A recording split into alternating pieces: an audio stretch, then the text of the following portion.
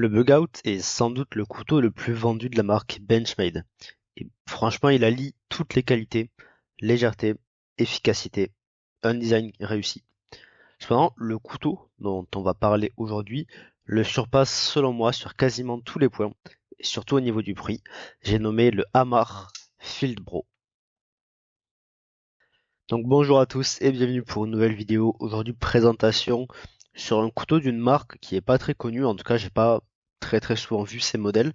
C'est la marque Hamar Knives avec je pense un des couteaux qui le plus réussi de la marque, le modèle Field Bro, qui mérite à être connaître. C'est pourquoi je le montre aujourd'hui. Donc comme d'habitude dans cette vidéo, je vais commencer par présenter la marque Hamar Knives. Je vais ensuite donner les caractéristiques principales de ce couteau, avant de faire une description un peu plus détaillée de la lame, du mécanisme ainsi que du manche. Je ferai ensuite un petit résumé des différentes qualités ou défauts que je peux trouver à ce couteau. Et enfin, comme je l'ai dit dans le titre et l'introduction, je vais le comparer au très fameux Benchmade Bugout, puisqu'ils sont assez similaires en termes de taille, de forme de lame, et entre guillemets d'utilisation, même si on va voir qu'il faut un petit peu le nuancer. Donc je vais pas perdre trop de temps et on va commencer par la marque Hamar Knives qui a été fondée par Ulrich Hennicke, que je prononce sûrement très mal, qui est un coutelier forgeron qui a fait plusieurs designs pour des marques comme Spyderco, comme Boker ou WeKnife, il a fait aussi. C'est lui qui est à l'origine du design du Kaiser T1, qui est un couteau qui a eu son petit succès, le design est très réussi je trouve. Et donc c'est une marque qui utilise les designs de ce Ulrich Hennicke et qui sont fabriqués en Chine par la marque Real Steel. Donc pour assurer une très bonne qualité de fabrication à un prix relativement contenu, peut-être un peu moins contenu que d'autres marques comme Bestech ou CVV comme va pouvoir le voir. Et c'est une marque qui propose des fixes, des pliants ainsi que divers accessoires disons. Et selon moi elle se caractérise avec des designs qui sont assez innovants. On a par exemple un fixe qui s'appelle le 6F pour Six Finger, qui est un couteau un petit peu sans manche, c'est assez particulier. Et on a aussi un nouveau mécanisme de verrouillage qui s'appelle le A-joint, qui a été utilisé sur les modèles Paragon et Folding Creator, où les deux je trouve qu'ils ont un bon design, donc c'est voilà, une innovation dans le design. Donc c'est une marque qui mérite à être connaître, il n'y a pas beaucoup de modèles. Je trouve que chacun ont leur petit intérêt. Maintenant, pour parler plus en détail de ce Field Bro, c'est un couteau qui est relativement grand pour un couteau de poche puisqu'il a une longueur totale de 19,5 cm pour une longueur de lame de 8,3. Donc ça reste un couteau transportable, mais on n'est plus sur des petits couteaux comme je vous l'ai présenté assez récemment, comme le Dedica. On voit que si on fait une comparaison de taille avec le Dedica, en termes de manche on se rapproche, mais en termes de lame on n'est pas du tout sur la même catégorie. Donc ça reste un couteau assez utilitaire au final. L'épaisseur de la lame, c'est de 3 mm, donc vous savez qu'en général ça me fait râler, mais sur ce couteau c'est pas forcément un mauvais choix. L'acier utilisé c'est du VG10, hop, on a la petite inscription ici, avec les sumstuds qui sont un petit peu sales, excusez-moi. Le poids de ce couteau c'est 95 grammes, donc encore une fois ça reste parfaitement transportable, c'est pas le couteau le plus léger du monde, mais franchement dans la poche, on ne sent, on ne se rend vraiment pas compte de sa présence, et le tout pour un prix que j'ai vu autour de 85-90 euros selon les sites. Quand il n'est pas en promotion, parce qu'actuellement ce modèle est en promotion à je crois une 66 euros à la coutellerie Tourangelle pour ceux que ça intéresse. Je me permets donc de faire une petite comparaison de taille avec son concurrent, j'ai envie de dire le modèle Bugout, où on voit voilà que les dimensions de lame ainsi que de manche sont assez équivalentes. Le Bugout est un tout petit peu plus petit. Je vous ai déjà montré une comparaison par rapport au Delica, mais du coup je peux vous mettre une comparaison par rapport au Bugout au-dessus, qui lui va avoir une taille un petit peu plus grande de lame ainsi que de manche, pour vous situer le couteau. Passons maintenant à une description un petit peu plus en détail des différents points de ce couteau, en commençant par la lame. Donc comme vous pouvez le voir, c'est une lame de forme drop point, avec une finition qui est satinée très légèrement, c'est d'ailleurs assez difficile à voir à la caméra, avec la lumière que j'ai. C'est très légèrement satiné.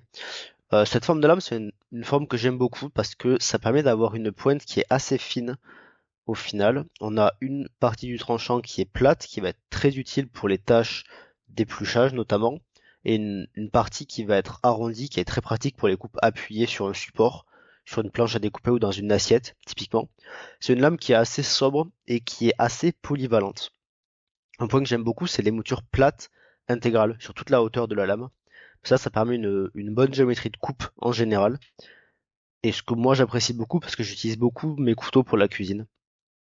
Un autre point que j'aime bien discuter, c'est l'épaisseur de lame, puisqu'on est ici sur une épaisseur de 3 mm. Je critique souvent les couteaux pliants qui choisissent une épaisseur trop importante, mais selon moi ici c'est plutôt un bon choix, puisque le nom de ce couteau c'est Field Bro, donc on pourrait le traduire quelque part comme compagnon de terrain. Et donc c'est un couteau qui se doit d'être polyvalent et d'être capable de faire toutes les tâches. Donc on veut pas une lame trop fine et trop cassante. Et ici le choix 3 mm c'est selon moi un bon entre-deux. Puisqu'on a une géométrie de coupe sur cette lame qui est très efficace en cuisine. Et malgré tout c'est un couteau qui est tout sauf fragile pour l'avoir utilisé intensément en rando, pour tailler du bois, etc. C'est un couteau qui a jamais bougé. Donc je pense que le choix de l'épaisseur sur ce type de modèle respecte le cahier des charges du couteau, donc c'est plutôt un bon choix. D'un autre côté, on a l'acier VG10 qui a été utilisé sur ce couteau, qui, alors, selon moi, c'est pas forcément le premier choix de ce couteau, parce que le VG10, donc c'est un acier inoxydable relativement entrée de gamme, disons. Donc c'est un couteau qui est un acier pardon qui est obtenu par fonderie. Je vous invite à voir ma dernière vidéo si vous voulez plus de détails sur les procédés de fabrication des aciers. Et c'est un acier qui en gros, c'est un bon inox, il a une bonne tenue de tranchant et une bonne résilience. Il est assez polyvalent, mais il a une moins bonne tenue de tranchant que du D2 s'il fallait le comparer, et une moins bonne résilience que du 14C28N par exemple. Et selon moi, pour ce type de couteau, un petit peu utilitaire, polyvalent, le 14C28N c'est plutôt un choix intelligent parce qu'il a une excellente résilience et c'est un acier qui est très facile à affûter. Bon, ici le choix a été porté sur le VG10, ce qui n'est pas un mauvais choix malgré tout, même si à ce tarif-là, on aurait pu s'attendre à un acier pardon, un petit peu meilleur. Au niveau donc du mécanisme, on voit que l'ouverture est faite avec des thumb studs qui sont assez grossiers sur la lame. Ils font un petit peu bizarre, je trouve, visuellement. Mais il faut avouer qu'ils sont très efficaces, d'autant qu'on a une petite encoche dans la plaquette qui permet de les choper avec le pouce très facilement. Ils sont assez bien placés dans le sens où ils sont assez en retrait par rapport à la lame, donc ils vont pas trop rentrer en contact avec la nourriture quand on va couper. La lame, elle est montée sur rondelle en bronze, plus rondelle en téflon. Alors vous n'allez pas pouvoir le voir avec la luminosité, je pense. On voit les rondelles en téflon qui sont un petit peu couleur gris, anthracite. Et à l'intérieur, il y a aussi des rondelles en bronze. Moi, c'est un feeling que j'aime beaucoup. Je sais que beaucoup préfèrent les roulements à billes pour la fluidité. Et moi, ce que j'apprécie avec les rondelles en bronze, c'est que c'est une fluidité un petit peu plus douce, en douceur. Et je trouve que le ressenti est excellent et qu'on ne perd pas tant que ça en termes d'utilisation, puisqu'on arrive quand même à ouvrir et fermer le couteau facilement à une main. Donc moi, au niveau du feeling, je trouve que c'est un très très bon point. Et c'est aussi un bon point pour un couteau utilitaire, puisque le roulement à billes, on a toujours le problème, si le couteau traîne dans du sable, dans de la poussière, dans du sang ou de l'huile qui se solidifie, on va avoir un gros problème de fluidité, ce qui n'est pas possible avec des rondelles en bronze, puisqu'elles sont fermées. Il n'y a pas de poussière qui peut entrer entre la lame et les rondelles en bronze. Donc pour moi, pour ce type de couteau, c'est un excellent choix. Le mécanisme de verrouillage, comme vous l'avez vu, c'est un Axis Lock, donc qui appartient à la base à Benchmade, mais qui est tombé dans le domaine public. Et donc qui est utilisé par beaucoup de marques, notamment chinoises. Moi, c'est un lock que j'aime beaucoup parce que c'est un lock qui est sécurisé, qui est ambidextre aussi. Donc quand je dis sécurisé, c'est qu'on n'a pas les doigts qui sont sur le trajet de la lame quand on ferme le couteau, parce qu'on va pincer le manche des deux côtés et fermer la lame simplement. Donc c'est un lock qui est ambidextre, c'est un lock qui est solide et c'est un lock qui est facile à utiliser. Le seul problème sur ce lock, c'est d'une part, il y a beaucoup de pièces. Alors il y a une pièce en mouvement qui est cette petite barre que l'on voit ici qui bouge. Et on a aussi le problème des ressorts qui sont utilisés pour maintenir cette barre vers le haut qui casse. Et d'ailleurs, je me suis aperçu en démontant ce couteau avant de faire la vidéo que un des deux ressorts avait cassé. Donc là, je vous mets un petit peu, voilà, c'est ce petit bout qui a cassé. Alors ça n'empêche pas le couteau de fonctionner parce qu'il y a un autre ressort de l'autre côté, mais du coup la pression nécessaire pour désactiver le lock est très très très très faible. Et bon, du coup au niveau sécurité, c'est pas top. Donc c'est pas forcément une critique envers cette marque et un problème que ce ressort casse, puisque c'est un problème récurrent chez Benchmade de ces ressorts qui cassent. Et il y a même beaucoup de marques qui utilisent les mêmes systèmes, qui dans leur boîte mettent plusieurs ressorts de rechange, parce que c'est une pièce fragile et on sait qu'elle peut avoir des faiblesses. Et donc du coup ça m'est arrivé pour ce couteau que j'utilise beaucoup, je le rappelle. Donc voilà, je préfère le noter parce que je m'en suis aperçu en démontant le couteau il y a 2 heures je pense. À part ça, la qualité de finition et la fluidité du couteau n'a rien à envier à un Benchmade. Alors forcément au niveau du lock c'est un peu difficile de comparer parce que le mien est cassé actuellement. Mais je sais que moi j'ai jamais eu de problème de jeu, jamais de problème de fluidité, jamais de problème de lock qui accroche. Au niveau du lock, j'ai pas forcément un, une marque qui est meilleure que l'autre. Par contre au niveau de la fluidité et du contrôle du jeu, je trouve ce Hammer Knives supérieur aux différents benchmates que je possède, au niveau du feeling et au niveau du réglage que j'arrive à avoir au niveau de la fluidité. Maintenant, pour parler rapidement du manche, qui est selon moi le gros point fort de ce couteau, le manche est ici en G10, donc c'est un G10 de type jade, on le voit aussi comme natural G10 parce qu'il n'est pas teinté. On voit qu'il est un peu transparent, on voit les platines en acier à travers. C'est une configuration qui est exclusive au site Knives and Tools où j'ai acheté ce couteau et il est d'ailleurs numéroté parce que moi j'ai le numéro 99, on voit. Bon, on s'en fiche un peu. Et ce type de manche, il est disponible avec une lame noire partout, si je me trompe pas. Ce qui est intéressant avec ce manche en G10 texturé, c'est qu'en fait, il propose un grip qui est assez impressionnant. Puisqu'autant le G10 peut être assez lisse dans ces zones-là, autant dans la zone où il est texturé, il est extrêmement grippant. Même les mains humides, même les mains, tout ce que vous voulez, sales, c'est un couteau qui va accrocher. Ce qui n'était pas le cas, je vous rappelle, du grip Tian avec le manche en G10, qui est hop, juste derrière moi. Celui-ci, il avait un manche qui était parfaitement lisse malgré cette texture au milieu. Donc c'était un couteau qui n'était pas forcément utilisable sur le terrain, alors que lui est extrêmement performant. On a vraiment une qualité d'accroche qui se rapproche de celle qu'on obtient avec ce manche en Ivory sur le grip Titan pour vous dire. Donc c'est vraiment très impressionnant. Et en plus de ça, je trouve que la prise en main, elle est excellente. Le manche est très simple, mais les proportions par rapport à ma taille de main sont très bonnes. Et du coup, la prise en main que j'ai avec une prise normale sont excellentes.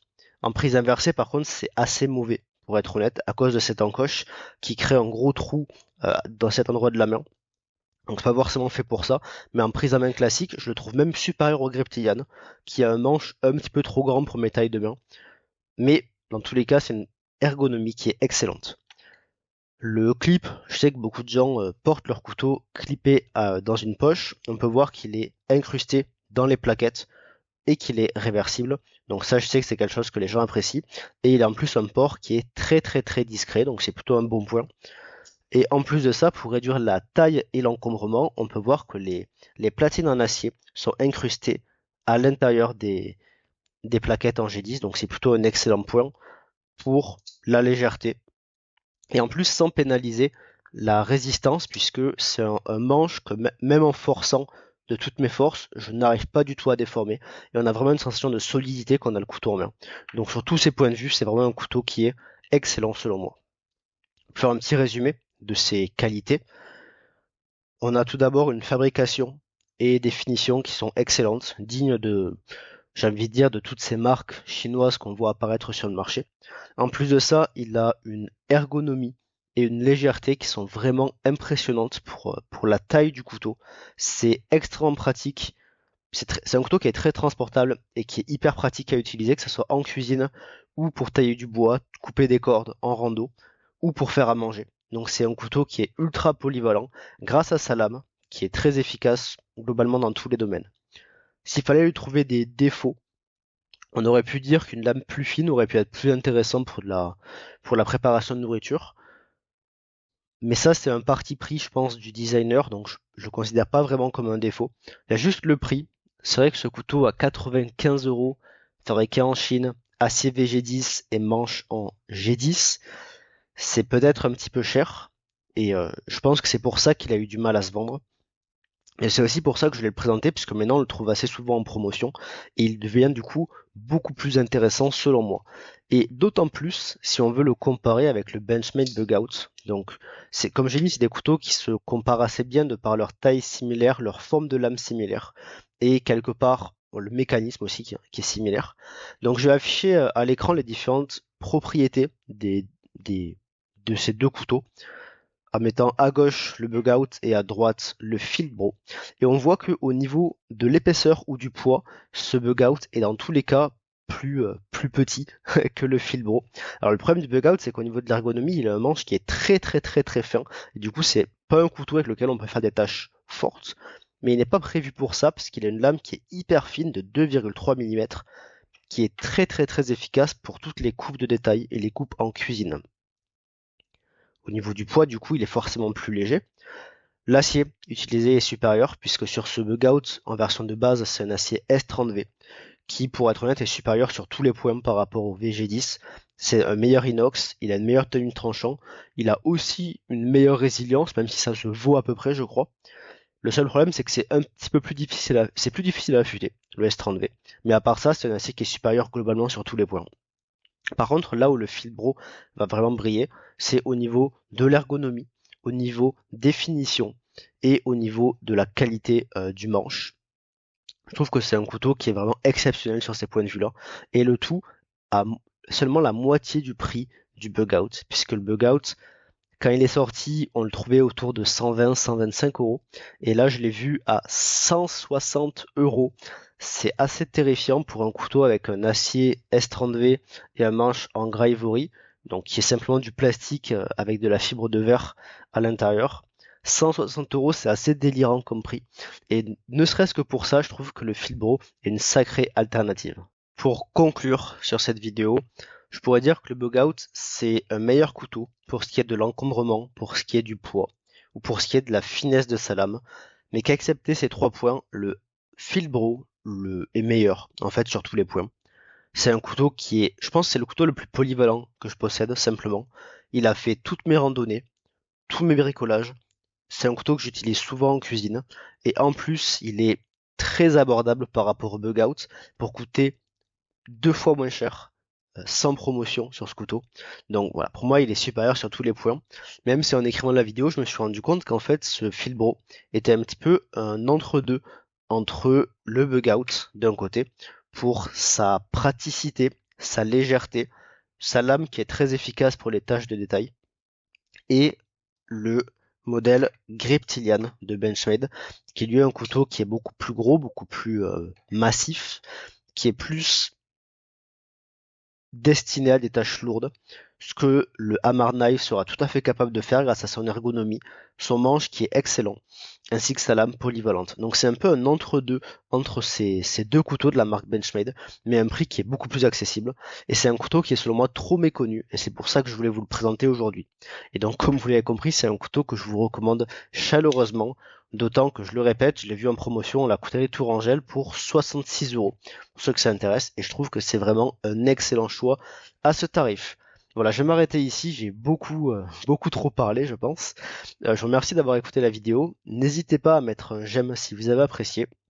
Et surtout, n'hésitez pas à écrire un commentaire. C'est toujours intéressant de pouvoir discuter avec vous et avoir votre avis, si la vidéo a été bien, qu'est-ce qui n'a pas été, si vous avez des conseils, des recommandations, ou simplement pour discuter de couteau. C'est toujours très agréable. Je vous invite à vous abonner à cette chaîne ainsi qu'à me suivre sur les réseaux sociaux si vous voulez rester au courant des futures sorties. Moi je vous dis à la semaine prochaine pour une nouvelle vidéo. Merci à tous, au revoir.